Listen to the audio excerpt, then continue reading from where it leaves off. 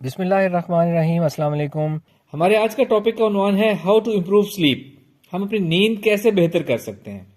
इल्म नफ्सियात का मानना है कि जो जो रात का पहला पहर होता है ना, रात 9 बजे से लेकर रात 12 बजे तक, इसमें जो नींद होती है ना, हमारी 80% नींद इस टाइम में पूरी हो सकती है अगर हम इस टाइम पे सोना अपनी आदत डाल लें तो।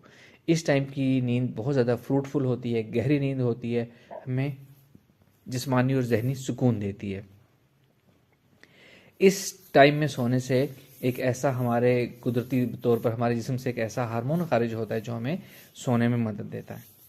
इसके बाद रात का दूसरा पहर आ जाता है, रात 2 बजे से लेकर रात 12 बजे से लेकर 2 बजे तक, 2 ढाई 3 बजे तक।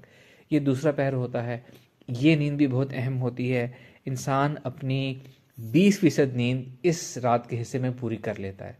यानी 80% नींद पहले पहर में पूरी कर लेता है और 20% नींद रात के दूसरे पहर में पूरी कर लेता है। ये हिस्सा भी भरपूर नींद देता है, सेहत अफजा नींद देता है, रिलैक्सिंग नींद देता है, जो हमारी जहन और जिस्म के लिए अच्छी होती है। अगर इंसान 9 बजे से लेकर रात 2-3 बजे तक सोना अपनी आदत बना ले तो उसकी नींद 100% पूरी होगी और 100% बेनिफिट्स के साथ नींद मिलेगी इंशाल्लाह ताला। नींद डिस्टर्ब होने की क्या वजूहात होती हैं। साइकोलॉजिकल रीजन में सबसे पहले आता है फियर, डर या खौफ। हमें किसी एक खास बात का डर है जिस वजह से हमें नींद नहीं आ रही, हमें कोई खौफ है। दूसरी बात है इनसिक्योरिटीज। जब हम किसी भी चीज़ के लिए या किसी भी चीज़ की जानिब से उसके हवाले से इनसिक्योर होते हैं तो हमारा जहन हर वक्त इनसिक्योर रहता है। हमारा जहन हर वक्त तहफ़्फ़ुज़ ढूंढ रहा होता है, शेल्टर ढूंढ रहा होता है। हमारा जहन हर वक्त एक्टिव रहता है, हर वक्त अलर्ट रहता है, हर वक्त गार्ड ड्यूटी करता रहता है। और जब हर वक्त अलर्ट रहने की जहन की आदत बन जाती है तो वो रात को भी एक्स्ट्रा अलर्ट रहता है, कॉशियस रहता है, जिसकी वजह से हम नींद भी नहीं ले पाते। या तो नींद हमारी बिल्कुल गायब हो जाती है, या नींद हमारी डिस्टर्ब हो जाती है, कम हो जाती है, या टूट टूट कर आने लगती है। इसके अलावा एक एक वजह जो हम सब जानते हैं, परेशानी है।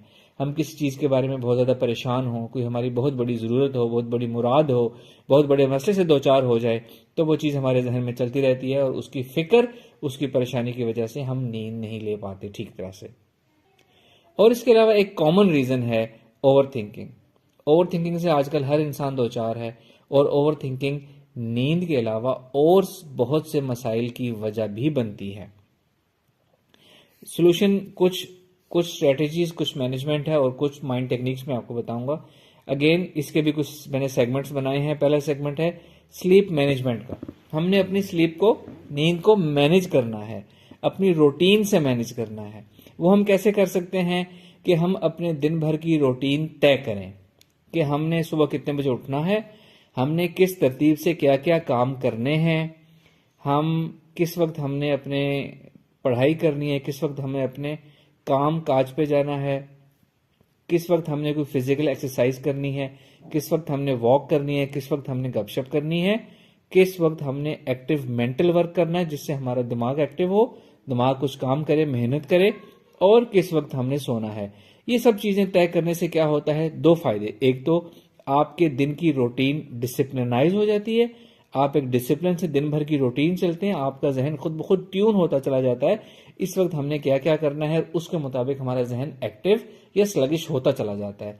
मिसाल के तौर पर जब एक्सरसाइज का टाइम आएगा तो जहन एक्टिव हो जाएगा, जब मेंटल वर्क का टाइम आएगा तो जहन एक्टिव हो जाएगा, जब नींद का टाइम, कैलुला का टाइम आएगा तो जहन स्लगिश हो जाएगा और ऑटोमेटिकली हमें नींद आ जाएगी। यानी कि जहन ऑटोमेटिकली ट्यून हो जाता है। इसके बाद एक अहम कैटेगरी है जिसका मैंने नाम डाला है साइकोलॉजिकल सेटिस्फेक्शन। ये एक बहुत अहम है। जब तक हम नफ्सियाती तौर पर हमारा जहन, हमारा दिल, हमारा लाशूर मुतमईन नहीं होता तो हम डिस्टर्ब रहते हैं, जिससे नींद भी डिस्टर्ब होती है। इसके लिए हमें क्या करना पड़ेगा, सबसे पहले तो देखें आप काम क्या करते हैं, आप रोजगार के लिए क्या करते हैं, दिन भर क्या करते हैं। आप कोई ऐसा काम करें जिससे आपको सेंस ऑफ अचीवमेंट हासिल हो। कुछ काम होते हैं जिसमें सेंस ऑफ अचीवमेंट नहीं होती, एक एक लगी बदी जनरल सी बोरिंग सी रूटीन के मुताबिक काम होते हैं। आप कुछ कंस्ट्रक्टिव करें, कुछ नया करें जिससे आपको सेंस ऑफ अचीवमेंट हासिल हो कि आपने कुछ अच्छा काम किया, आपकी पर्सनैलिटी को, आपकी ज़ात को, आपकी नफ्सियात को वो अच्छा महसूस होगा। इस अचीवमेंट से क्या होता है, एक सुकून, इत्मीनान और नफ्सियाती तसल्ली मिलती है, जिससे नींद क्या, हर चीज़ बेहतर होती है।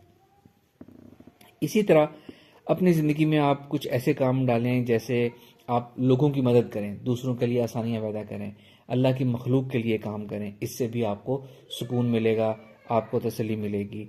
आप अपने इसके अलावा आप अपने फैमिली से, अपने रिश्तेदारों से, अपने दोस्तों से कोई रोज़ाना की या अपने वीकली शेड्यूल में डालें कि आप उनसे मुलाकात करें, उनसे बात करें, उनके दिल की गुफ्तगू उनसे करें, उनका हाल चाल पूछें। इससे भी एक तो रिलेशंस इम्प्रूव होते हैं, सुलह रहमी होती है और इससे भी आपको नफ्सियाती सुकून मिलता है। इसके अलावा आप ये करें कि अपनी ज़िंदगी में आप शामिल करें तवक्कल शामिल करें, रज़ा शामिल करें, हुस्न तदबीर शामिल करें। यानी कहने का मकसद ये है कि अपने जहन को, अपने दिमाग को, अपनी अकल को बहुत ज़्यादा इस्तेमाल ना करें, अच्छे तरीके से प्लानिंग करें, अच्छे तरीके से उसको एग्जीक्यूट करें, हुस्न तदबीर करें और उसके बाद तवक्कल करें, अल्लाह ताला के ऊपर छोड़ दें, रब से दुआ मांगें, रब से तवक्कल करें, उसके हवाले कर दें और उसके बाद वो जो नतीजा दे उस पर राज़ी हों, रज़ा की कैफियत में आएँ।